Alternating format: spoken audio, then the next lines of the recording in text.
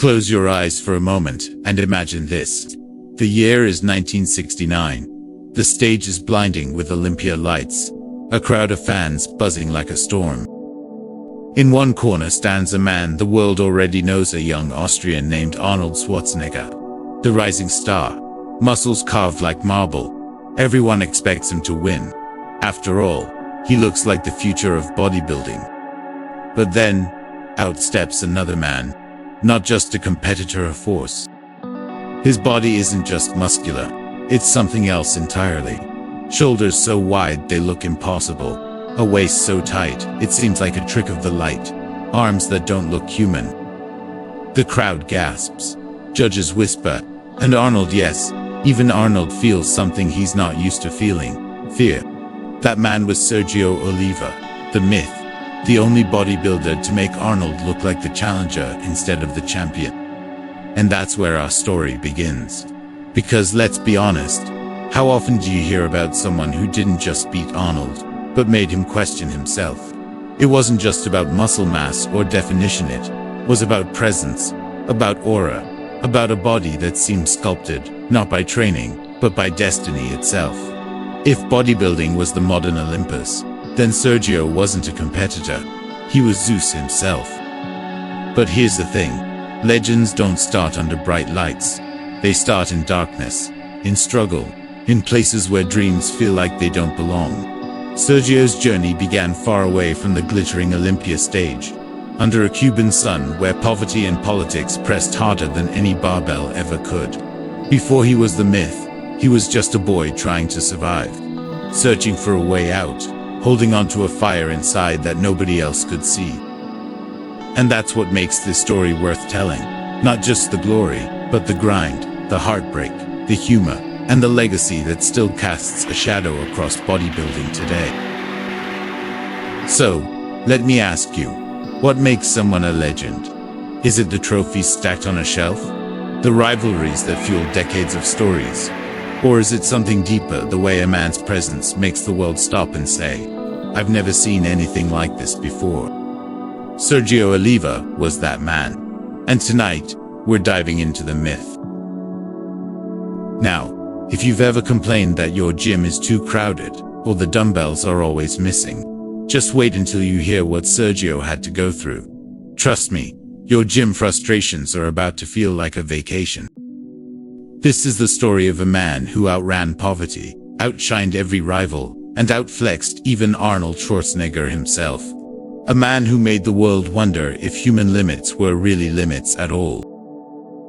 Ladies and gentlemen, bodybuilding fans, and iron warriors of all ages, welcome to the saga of Sergio Oliva, the myth who even Arnold feared.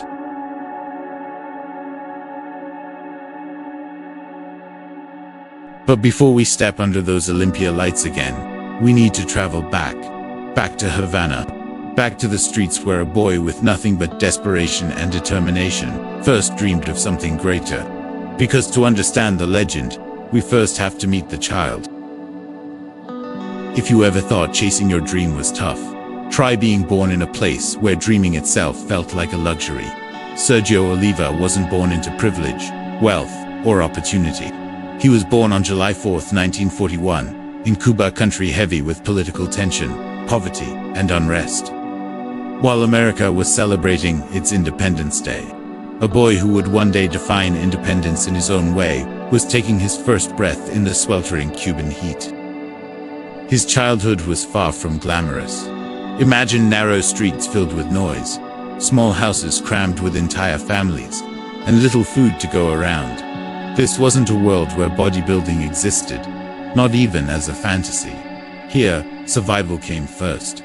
A plate of rice and beans wasn't fuel for muscle growth. It was fuel to make it through the day. But here's where legends differ from the rest of us. Sergio didn't just survive, he carried a fire in him, even as a kid. His early life pushed him to grow strong, not out of vanity, but out of necessity. While most kids played with toys, Sergio lifted whatever he could find. Old buckets, bricks, sticks, if it could be lifted, he was lifting it. It wasn't glamorous, but it planted the seed of strength. Now, let's put this in perspective. Today, if your gym is missing a dumbbell, you're annoyed. Maybe you storm around, check if someone's hoarding it, or worse, you skip the exercise. But picture Sergio, a teenage kid in Havana, trying to build a body out of pure willpower, training with rusted bars and moldy bricks. No pre-workout powder, no shaker bottles, no shiny squat racks, just raw grit. But lifting junk in the backyard wasn't enough. Sergio's real spark came when he discovered Olympic weightlifting. Yes, before he was the myth of bodybuilding, he was a weightlifter. And not just an average one, he was gifted. In fact, he was so good that he made the Cuban national weightlifting team by his late teens. His raw power was undeniable. Picture this: Sergio, skinny compared to the giants we know him as later, standing barefoot on a dusty lifting platform, chalk on his hands, sweat dripping down his forehead. He grips the barbell, one of the few real ones he ever touched in his early years, and lifts it overhead with ease. The coaches watch in disbelief. This wasn't normal strength. This was something special. Weightlifting gave Sergio structure, discipline, and most importantly, a way out. You see, Cuba in the late 1950s was a boiling pot of revolution and politics. Opportunities were scarce, and for a poor boy, they were nearly non-existent. But Sergio had something few others did, a gift that couldn't be ignored. His performance earned him respect, travel opportunities, and a glimpse beyond the confines of Havana streets. But even here, the odds were stacked against him. He wasn't eating 6 perfectly measured meals a day, packed with chicken breast and rice. He wasn't sipping protein shakes. Most days, Sergio was lucky to have enough calories to survive, let alone grow. His body was built not on luxury, but on scarcity, each ounce of muscle forged by hunger and determination. And let's not forget the ridicule. While today's gyms are full of people cheering each other on, or at least pretending to ignore each other back then, Sergio's ambitions were often mocked. Imagine being a poor Cuban kid, telling people you wanted to build a body strong enough to be remembered forever. Most laughed. Some called him crazy. Others simply shook their heads. But Sergio kept going, because deep down, he knew he wasn't training for the people around him. He wasn't lifting for their approval. He was building something they couldn't see yet: destiny. Think about it. How many of us would keep grinding in the dark if no one believed in us? If you had nothing, no supplements, no coach, no Instagram followers, would you still chase the dream? That's the difference between the ordinary and the legendary.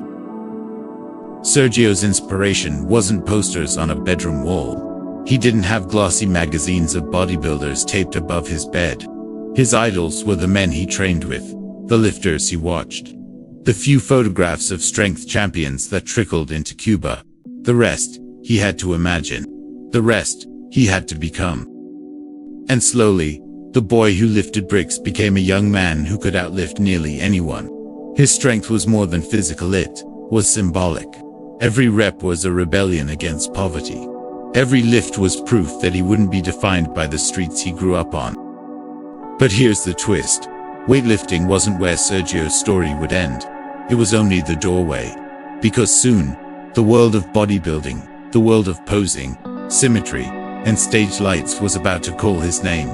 And when it did, Sergio wouldn't just answer. He would explode onto the scene like nothing the sport had ever seen before. So next time you complain about your gym being too small, or the dumbbells being out of order, picture Sergio Oliva in a crumbling garage in Havana, sweat dripping on rusted iron, rats scurrying in the corners. And then remember, from that darkness rose the myth. When you think of Sergio Oliva today, you probably picture the godlike figure on the Olympia stage, the wide shoulders, the tiny waist, the arms that seemed carved from another dimension. But the path to that moment didn't happen overnight. Before the glory, there were the stumbles, the doubts, and the awkward first steps of a man who had no idea he was about to redefine bodybuilding. After making waves in Cuban weightlifting, Sergio faced a decision. The political climate was boiling, and opportunities were shrinking. If he stayed, he'd remain trapped. But if he left, if he chased something greater, he could write his own destiny. So in 1961, Sergio defected during the Pan American Games in Jamaica. Imagine that, leaving behind your family, your country, everything you know, for the chance to live free and test your limits. That wasn't just bold, was terrifying. But Sergio took the leap. Eventually, he found his way to America, and like so many immigrants before him, he landed in Chicago. And let me tell you, Chicago in the early 60s was a world away from Havana. Concrete jungles, bitter winters, a working-class grind. Sergio worked factory jobs hard, dirty, back-breaking labor, and yet, even after long shifts, he found himself pulled into another kind of grind. That is the gym. Now, picture it, a small no-frills gym in Chicago, filled with clanging weights, chalk dust, and tough characters. This wasn't the Instagram-filtered fitness world we know today. This was raw, gritty, iron culture. And it was here that Sergio began to transition from weightlifter to bodybuilder. At first, he wasn't polished. He had the size, sure, but bodybuilding wasn't just about lifting heavy, it was about shaping, sculpting, symmetry. It was about presentation. And Sergio had to learn. His first amateur shows were, let's say, educational. He walked on stage with unbelievable mass, but posing, not his strong point yet. Imagine trying to control a body so massive, so alien, that even you haven't figured out how to display it. Judges were stunned, yes, but they also saw rough edges. He wasn't the myth yet. He was just a man with frightening potential. And then came his first victories. Once Sergio learned how to move, how to pose, how to let the crowd see the art in his physique, everything changed. The first big win that made people sit up straight came when he dominated at the Mr. Illinois contest in 1963. It was like a lightning strike. Who was this Cuban giant? Where did he come from? How did he look like that without the decades of polishing others had gone through? Fans in Chicago whispered his name in gyms. Bodybuilding magazines started to take notice. And in every photograph, Sergio looked like something more than human. His proportions were so extreme, so exaggerated, that people genuinely wondered if the rules of anatomy applied to him. Of course, no legend grows alone. Every myth needs a mentor. For Sergio, that guiding hand came from Bob Guda, a key figure in Chicago's bodybuilding scene. Guda saw in Sergio what others couldn't yet put into words. He wasn't just strong. He wasn't just big. He was a phenomenon waiting to explode. Guda polished his posing, refined his training, and pushed him toward the competitive stage. With guidance, Sergio's style began to evolve. He didn't just lift heavy like a weightlifter anymore. He trained with volume, with intensity, sculpting each muscle with intent. And then came his now legendary victory pose. Arms stretched wide, body open, chest high. It wasn't just a pose. It was a declaration. Sergio wasn't competing. He was conquering. Let's pause for a second. Can you imagine being in that audience? Sitting in a folding chair in some smoky hall, expecting another Saturday night contest, and then Sergio walks out. His silhouette alone must have sent chills down spines. You would have leaned over to your buddy and whispered, "Is this guy even real?" By 1966, Sergio's rise was unstoppable. He won the AAU, Mr. America, shocking the bodybuilding world. Then he took the Mr. World title. Every stage he touched, he didn't just win, he dominated. His body wasn't just bigger, it was different. Other competitors looked like strong men. Sergio looked like myth incarnate. And let's not forget the atmosphere of those contests. Today's bodybuilding shows are polished productions with LED screens, stage pyrotechnics, and Instagram coverage in real time. Back then, imagine small auditoriums filled with cigarette smoke, judges with clipboards instead of iPads, and fans pressed shoulder to shoulder, gasping as giants flexed just a few feet away. The energy wasn't just excitement, it was electricity. And amidst it all, Sergio became the talk of the sport. His name spread like wildfire. The myth. It wasn't just a nickname, it was the only way people could describe him. He looked too good to be real, too perfect to be human. Here's the fanboy truth. Watching those early photos of Sergio feels unfair. Like, if you were another competitor, you probably thought, why even bother? The dude doesn't look like he belongs in the same species as us. Arnold himself once admitted, Sergio was the only bodybuilder who truly intimidated him, and Arnold isn't exactly known for handing out compliments. But Sergio wasn't just intimidating, he was inspiring. For immigrants, for outsiders, for anyone who felt like the world was stacked against them. His story said, you can come from nothing and still build yourself into something the world will never forget. The first steps on stage weren't perfect. They were messy, raw, unrefined. But that's exactly what made them beautiful. Because with every show, with every victory, Sergio wasn't just learning how to pose, he was learning how to own the legend he was becoming. And soon, the bodybuilding world would witness what happened when the myth met the golden stage of Mr. Olympia. Spoiler alert, it wasn't just victory, it was domination. If Sergio Oliva's early victories were sparks, then the late 1960s were the wildfire. The bodybuilding world wasn't just watching anymore, it was orbiting around him. The Olympia arrives. It's 1967. The Mr. Olympia contest is still young, barely 3 years old. Larry Scott had set the tone, Chuck Sipes had brought rugged mass, and the IFBB was searching for the man who would define the future. And then Sergio walked in. His entrance wasn't quiet. It couldn't be. Imagine trying to ignore a man with shoulders as wide as a doorway, a waist tighter than most swimmers, and arms so round they looked inflated. The crowd that day didn't just cheer, they erupted. When Sergio hit his famous victory pose, there was no competition. Judges didn't just crown him, they practically surrendered. But here's the fanboy kicker. Sergio didn't just win, he won easily. The stage belonged to him. Competitors looked like they were in the wrong weight class.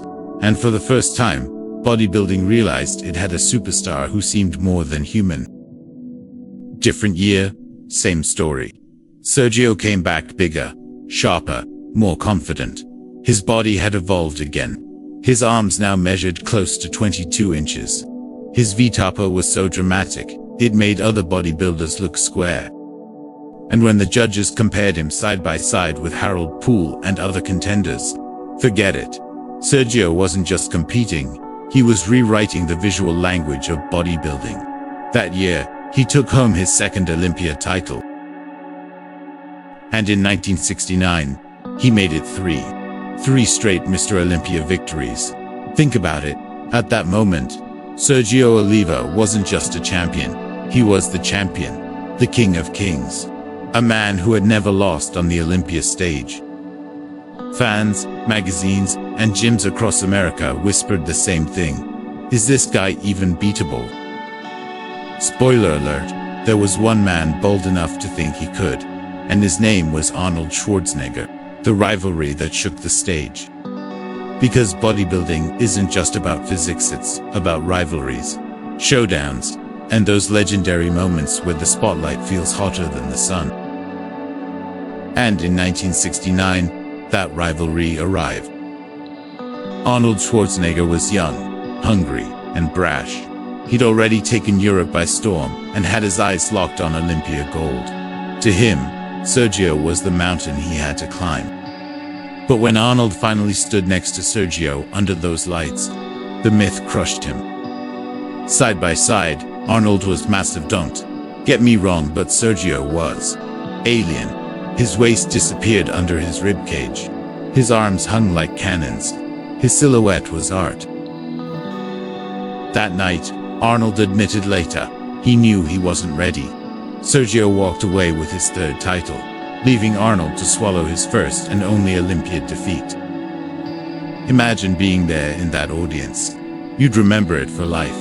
The cheers, the gasps, The moment Sergio lifted his arms into that V-shaped victory pose, and Arnold himself had to clap for the man he wanted to dethrone. This wasn't just bodybuilding. This was mythology in real time. Now, let's jump to 1970. Arnold wasn't going to let history repeat itself. He came back sharper, leaner, and more political. And here's where the story gets messy. Many fans to this day believe Sergio should have won his 4th straight Olympia. His mass, his shape, his presence was still unmatched. But Arnold brought in ruthless conditioning and a presence of his own. More importantly, Arnold had Joe Whiter, the IFBB, and the momentum of the sport on his side. When the final decision was announced, Arnold, crowned as Mr. Olympia 1970, fans booed. Sergio stood on stage, jaw tight, expression unreadable. The myth had been dethroned. Was it fair? Was it politics? Was it the dawn of a new era?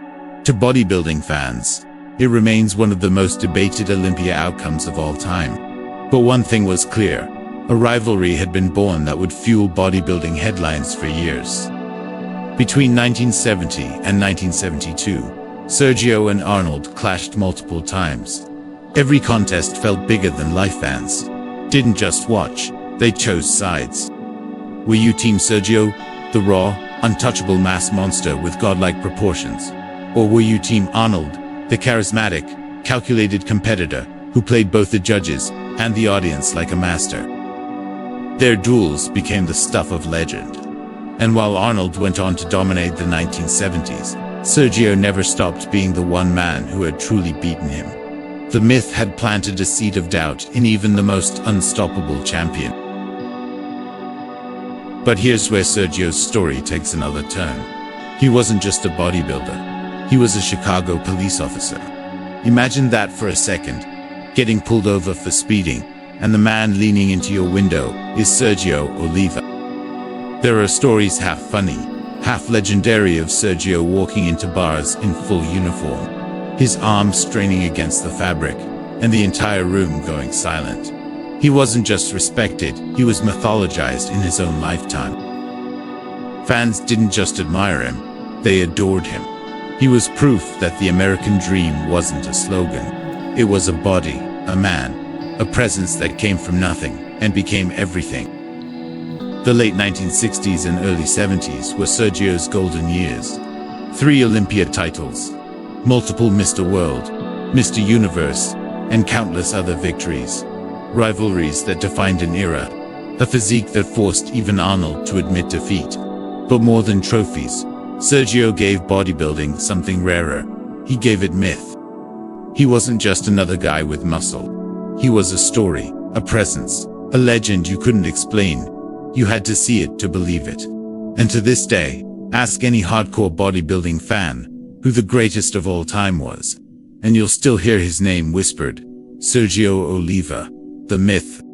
Because in those golden years, when the lights hit his skin, when the crowd rose to its feet, when Arnold stood in awe, Sergio wasn't just competing, he was transcending.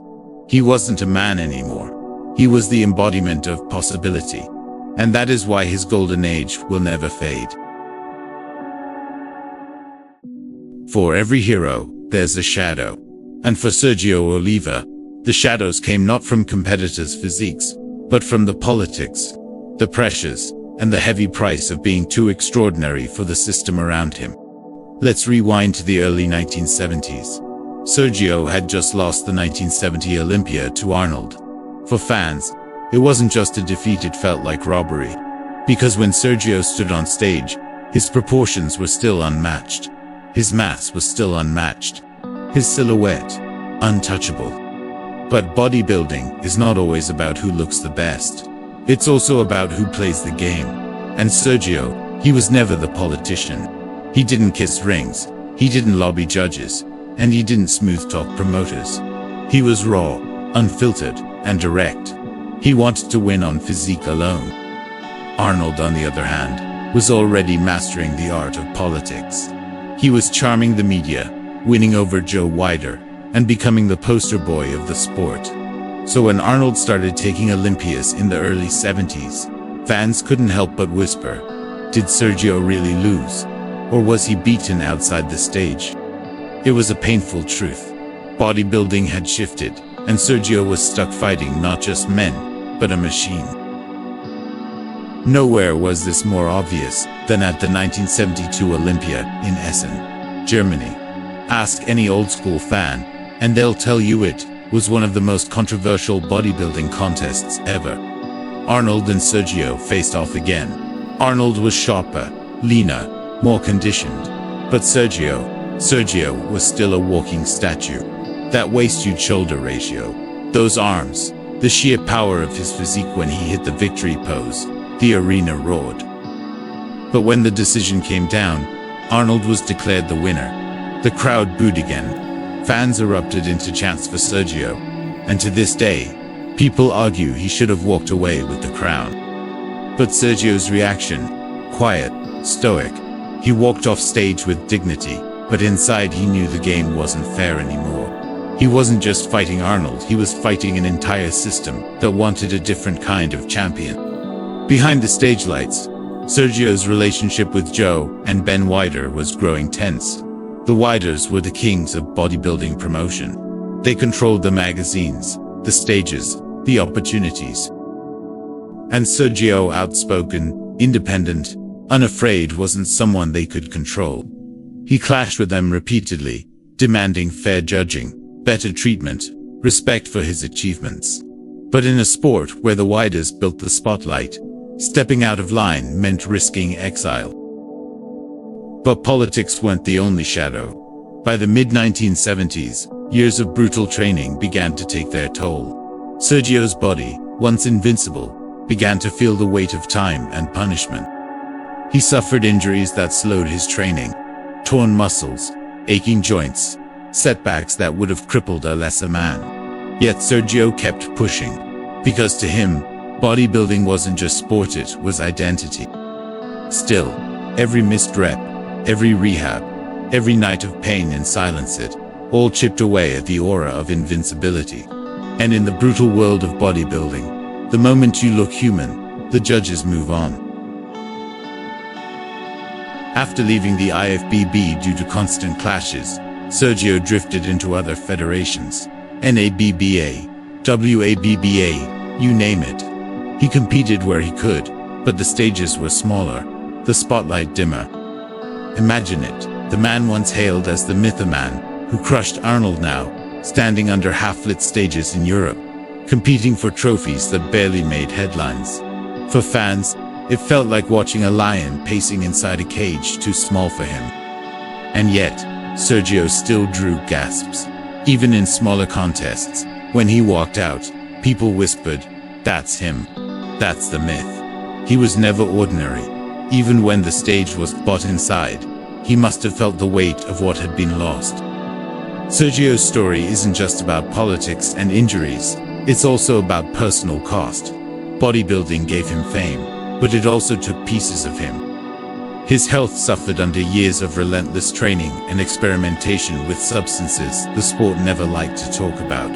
His career as a police officer in Chicago was dangerous, physically demanding, and only added to his wear and tear. And at home, he faced storms, personal struggles, marital conflicts, even a violent altercation that nearly took his life. The myth wasn't invincible. Behind the stage presence, there was a man trying to balance fame, family, and survival, and sometimes the scales tipped in painful directions. Here's the haunting part. Sergio was the man who had everything a bodybuilder could dream of: size, shape, power, victories. He was the man who beat Arnold, the man who made crowds chant his name. And yet, he never got the recognition, the endorsements, the legendary push that Arnold did. Arnold went on to Hollywood, politics, global fame. Sergio, he remained in Chicago, working as a cop, remembered mostly by die-hard fans. It was the tragic irony of bodybuilding's politics. The myth who once ruled the stage was slowly edged out of its history books. But let me be clear, this wasn't just Sergio's tragedy. It was bodybuilding's tragedy. Because when fairness bends under politics, the sport loses more than one man, it loses its soul. Fans still argue about SN 1972, about the lost years, about whether Sergio could have been the undisputed GOAT if the system hadn't turned its back on him. And maybe that's why his story resonates so deeply.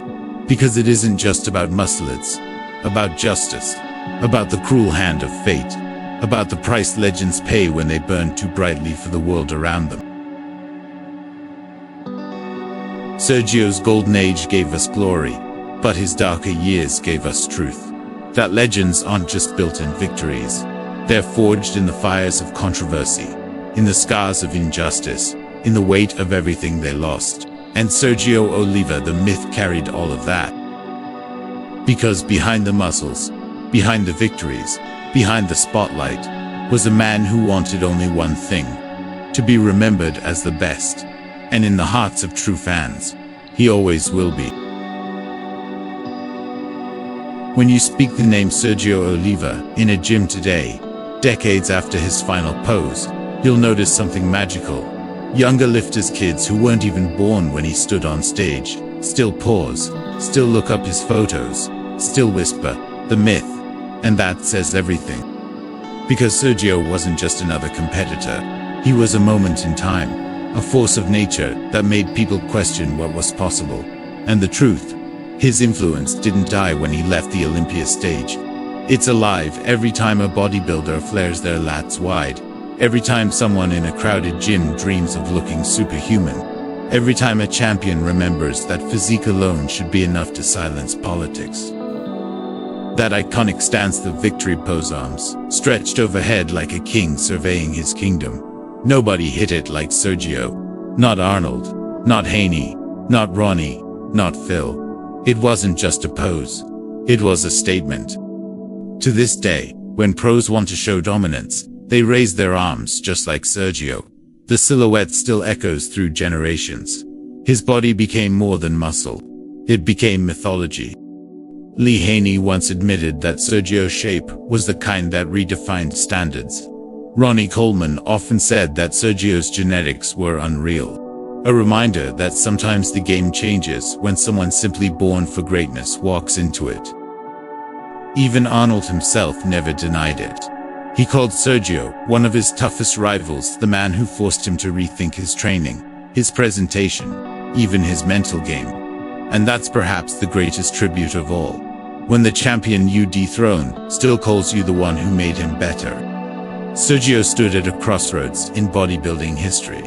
He was bigger than the classic 1950s physiques, yet more aesthetic than many masked monsters who came later. He proved that size and shape didn't have to be enemies. They could exist in one body. In that sense, he wasn't just ahead of his time, he was outside of time. You could drop Sergio Oliva into a lineup today, in 2025, and the crowd would still gasp. That's how you know a legend is eternal. Legacy didn't stop with Sergio himself. His son, Sergio Oliva Jr., picked up the Iron Mantle and stepped on Olympia stages decades later. No, he didn't dominate the world like his father, but that's not the point. The fact that the myth left behind, not just muscle, but bloodline, proves how deep his shadow runs. Bodybuilding isn't just in magazines for the Olivas, it's in their DNA.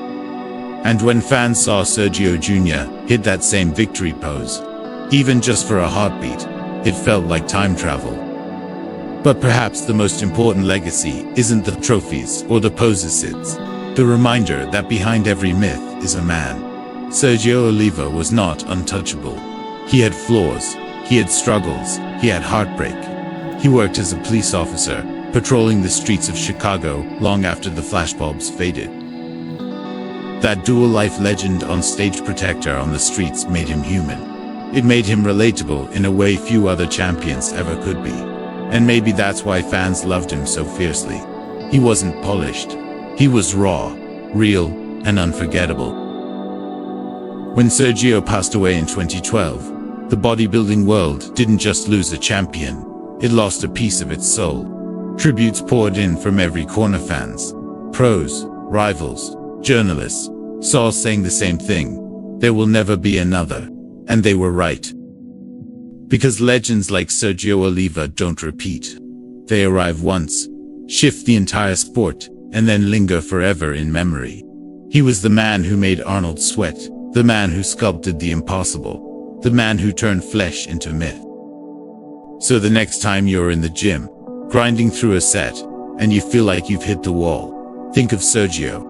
Think of the boy who fled Cuba with nothing, the man who carved himself into Olympus, the myth who stood unafraid before Arnold Schwarzenegger and made the world believe in something superhuman. Because if Sergio Oliva taught us anything, it's this: limits are illusions, and myths live forever.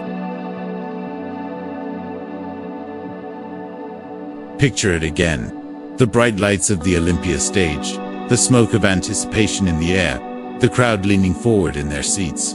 A giant steps out, Sergio Oliva. He raises his arms into that unforgettable victory pose, and for a moment, silence. Then, the eruption. The audience knows they're not just watching a man flexing muscle. They're watching mythology being written in real time. That's where we began this journey, with Sergio Oliva standing larger than life, the man even Arnold feared. But now, as we reach the end, let's ask, what made him a legend? Was it the trophies, the physique, or something deeper? Every great legend follows a path. From struggle gives to glory, gives to legacy. And Sergio embodied it all. From the boy who fled Cuba with nothing but determination, to the immigrant who found strength in iron and courage in the unknown, to the champion who stood unafraid against Arnold himself and carved his name into bodybuilding history. But then came the setbacks, the controversies, the darker days. He wasn't untouchable. And maybe that's exactly why he remains unforgettable. Because Sergio Oliva wasn't just a myth, he was human. So let me ask you, the viewer, the fan, the dreamer in the gym right now, what is Sergio's true legacy? Is it the halo of victory, those golden years when he stood as the king of Olympus? Or is it the lessons hidden in the failures, the reminder that even legends stumble, but they rise again? Think about it. Decades later, we're still here, speaking his name. That's the mark of a true legend. Not the medals, but the stories we pass on. As we close, let's return to that moment on stage. Sergio lifts his arms. The crowd roars. The lights blaze. Sergio Oliva didn't just flex muscles. He flexed possibility itself. So now it's your turn. What do you think Sergio's true legacy is? Drop your thoughts in the comments. I want to hear your perspective. And if you felt even a spark of inspiration from this journey, make sure to like this video, share it with a fellow GYM rat, and subscribe so we can keep bringing you the stories of legends who shaped this sport. Because bodybuilding is more than iron. It's myth, and myths live forever. And Sergio Oliva, he'll always be the myth.